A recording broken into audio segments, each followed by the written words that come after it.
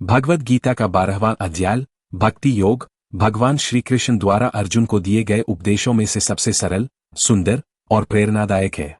इस अध्याय में श्री कृष्ण ने भक्ति को सर्वोपरि स्थान देते हुए यह बताया है कि किस प्रकार प्रेम, समर्पण और निष्ठा के द्वारा ईश्वर को प्राप्त किया जा सकता है। अर्जुन का प्रश्न और श्री कृष्ण का उत्तर। अर्जुन ने भगवान से प्रश्न किया, हे प्रभु, वे लोग जो निराकार ब्रह्मा की उपासना करते हैं और वे जो आपके साकार रूप की भक्ति करते हैं, उनमें से श्रेष्ठ कौन है?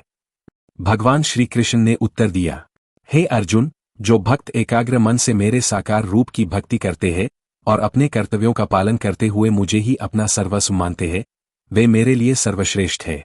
लेकिन जो निराकार और अनंत ब्रह्मा की उपासना करते हैं, उन्हें भी मैं स्वीकार करता हूं, परंतु इस मार्ग में कठिनाइयां अधिक है, क्योंकि निराकार रूप को समझना और उसकी उपासना करना अत्यंत दुष्कर है। भक्ति का सरल मार्ग। भगवान ने आगे कहा, हे अर्जुन, जो भक्त अपने मन को मुझ में स्थिर करते हैं, मुझ में श्रद्धा रखते हैं और मेरे प्रति संपूर्ण समर्पण भाव से जुड़ते हैं, वे शीघ्र ही मुझे प्राप्त कर लेते हैं। यदि तुम ऐसा नहीं कर सकते तो अपने कर्तव्यों का पालन करते हुए मेरा स्मरण करो, और यदि यह भी संभव न हो तो निष्काम कर्म करते हुए अपने सारे कार्यों का फल मुझे अर्पित कर दो।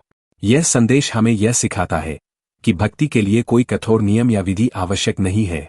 केवल प्रेम और समर्पण से ही भगवान को प्रसन्न किया जा सकता है। भक्त के गुण। श्री कृष्ण ने बताया कि सच्चे भक्त के भीतर कुछ विशेष गुण होते हैं। उन्होंने कहा, हे अर्जुन, जो भक्त सब प्राणियों के प्रति दया और करुणा का भाव रखते हैं, जो अहंकार रहित, सरल और संतोषी है, वे मुझे प्रिय है। जो भक्त क्रोध, लोभ और मोह से मुक्त होकर समत्व भाव में स्थित रहते हैं और हर परिस्थिति में मुझे याद करते हैं, वे मेरे सच्चे भक्त हैं।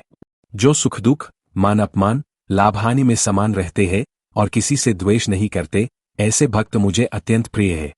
प्रेम और भक्ति का महत्व। भगवान ने भक्ति के महत्व को समझाते हुए कहा, हे अर्जुन, मेरे प्रति जो अधिक श्रद्धा और भक्ति रखते हैं, वे न केवल मुझे प्राप्त करते हैं, बल्कि वे इस संसार के बंधनों से भी मुक्त हो जाते हैं। जो भक्त मुझे अपने हृदय में स्थान देते हैं, उन्हें मैं कभी नहीं भूलता और नहीं वे मुझे भूलते हैं। उनकी भक्ति मेरे लिए सर्वोपरि है। भगवान का यह कथन दर्शाता है कि भक्ति का मार्ग सबसे सरल, सुलभ और प्रभावी मार्ग है, जिससे ईश्वर को पाया जा सकता है।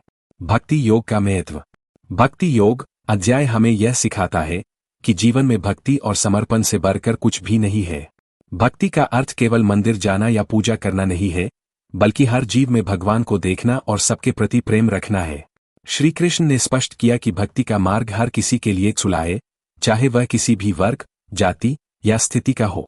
यह अध्याय यह भी सिखाता है कि भक्ति के लिए बाहरी साधनों की आवश्यकता नहीं है, केवल सच्चे हृदय और ईश्वर के प्रति अधिक विश्वास से ही उन्हें पाया जा सकता है।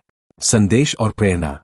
भक्ति योग अध्याय हमें सिखाता है कि भगवान को पाने के लिए कठिन तपस्या या बड़े कर्मों की आवश्यकता नहीं है, केवल प्रेम, श्रद्धा और समर्पण ही पर्याप्त है। यह अध्याय हमें प्रेरित करता है कि हम अपने जीवन को सरल, सच्चा और ईश्वर के प्रति समर्पित बनाएं। हमें दूसरों के प्रति दया, करुणा और प्रेम का भाव रखना चाहिए, क्योंकि यही सच्ची भक्ति है। निष्कर्ष। भगवद गीता के भक्ति योग अध्याय में भगवान श्री कृष्ण ने भक्ति को जीवन का सर्वोच्च मार्ग बताया है। यह अध्याय हमें यह विश्वास दिलाता है कि भगवान अपने भक्तों के साथ सदा रहते हैं और उन्हें हर परिस्थिति में मार्गदर्शन देते हैं। सच्ची भक्ति से न केवल भगवान को प्राप्त किया जा सकता है, बल्कि यह जीवन को भी अर्थपूर्ण और आनंदमय बनाती है।